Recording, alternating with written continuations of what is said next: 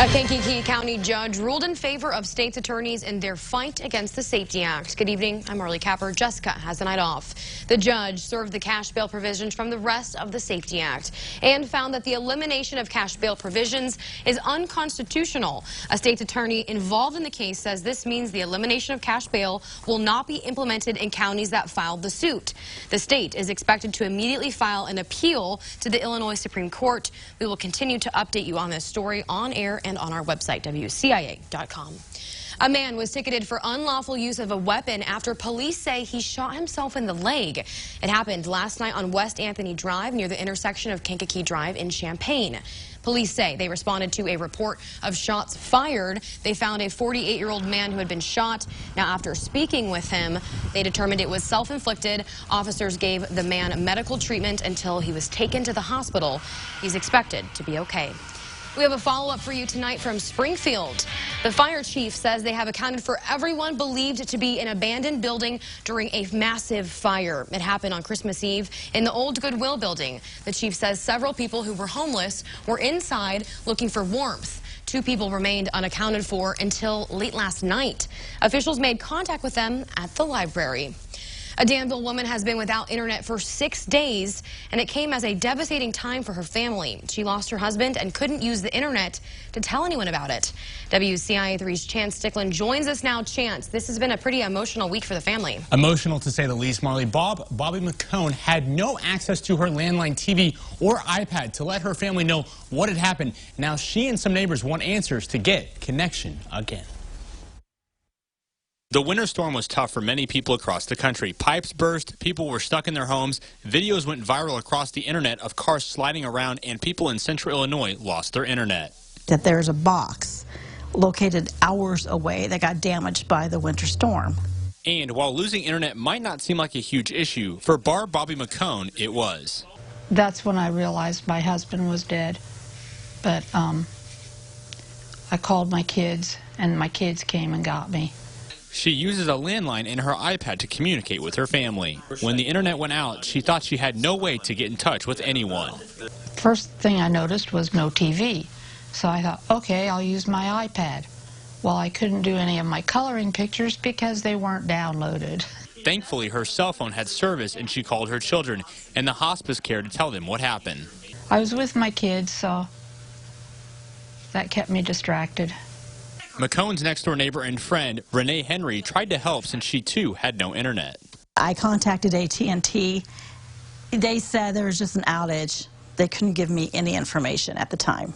Without internet, Henry wasn't sure if it was safe to travel.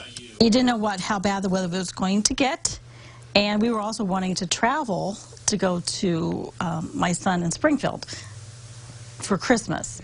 Henry's main concern became her friend McCone. The two have been sticking together during this time. They both say the inconvenience has left them feeling separated from everything and just want the connection to come back on. We also reached out to AT&T for further comment, but have not heard back, Marley. All right, Chance, thank you so much. At the start of the new year, license plate fees will drop low for some low-income older adults and people with disabilities. It's a part of an initiative from the state to help those on fixed incomes. People who qualify will see their fee drop from $24 to $10.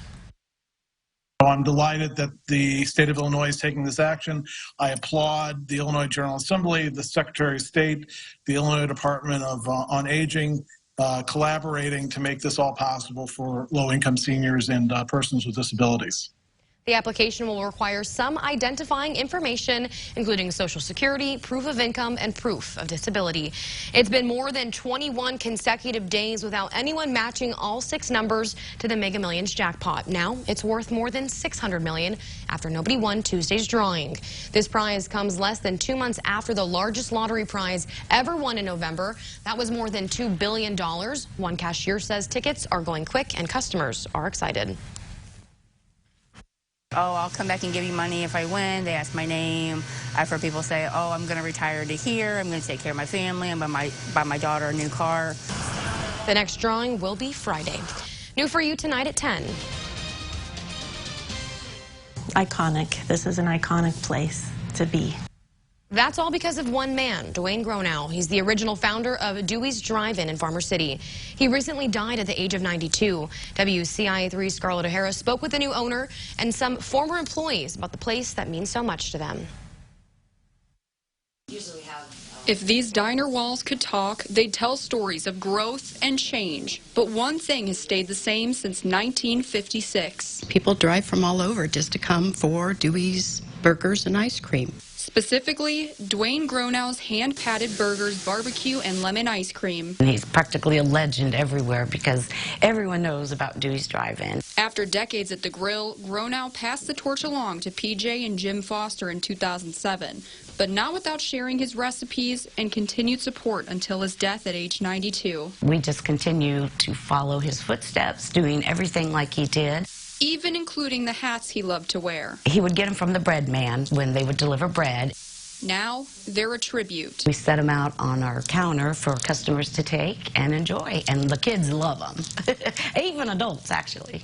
It's been the staple hangout spot of Farmer City for generations. The kids that used to come here are now bringing their kids and grandkids here. But Dewey's offers more than food served with a side of nostalgia. It's where many teenagers first learned how to serve customers and count change. I started the day I turned 16. Those who worked for Dewey himself remember him as a smart, generous, and protective boss who believed the customers were always right until they weren't. I remember one day he came from the grill and was protecting me because somebody was being very rude. Still, Sherry Bob says one of Gronow's most important lessons was kindness. Mr. and Mrs. G taught us how to treat people right. To anyone who knew him personally, it's undeniable that Gronow loved his restaurant deeply and the people who made it a destination. Dewey Gronow lived here. He was here almost 24/7, it seemed like. Bob, her sisters, and her sons all grew up working at the drive-in, which means the stories have and will continue to be passed down for years to come. I think that Mr. G had such a reputation of respect towards him that I was so scared when I started working here. I was nervous, and I just grew to love them so much. PJ Foster says she'll find more ways to honor Gronow when the drive-in opens for the season in April.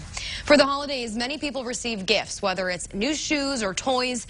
But what about the gift of life? I'm talking about donating blood, which could be the difference between life and death. Every year, we partner with Impact Life to host a blood drive. One donation of blood product can save up to 3 lives.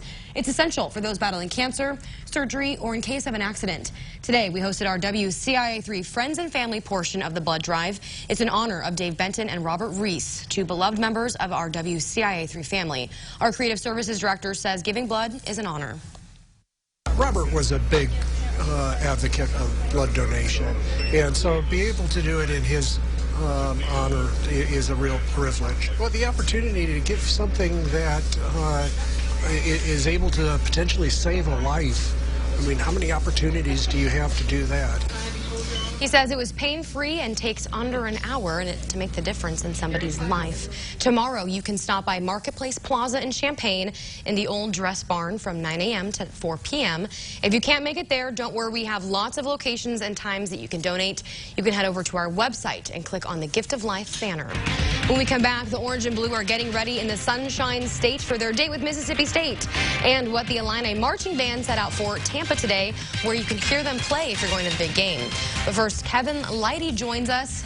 A lot warmer than we've seen a few days ago.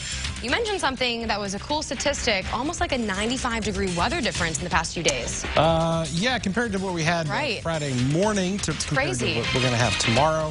Big swing. We'll talk about how long it's been since we have been as warm as what we're forecasting and how we actually have thunderstorms that are also in the forecast, along with rain and drizzle and these warm temperatures. More coming up. Live from your local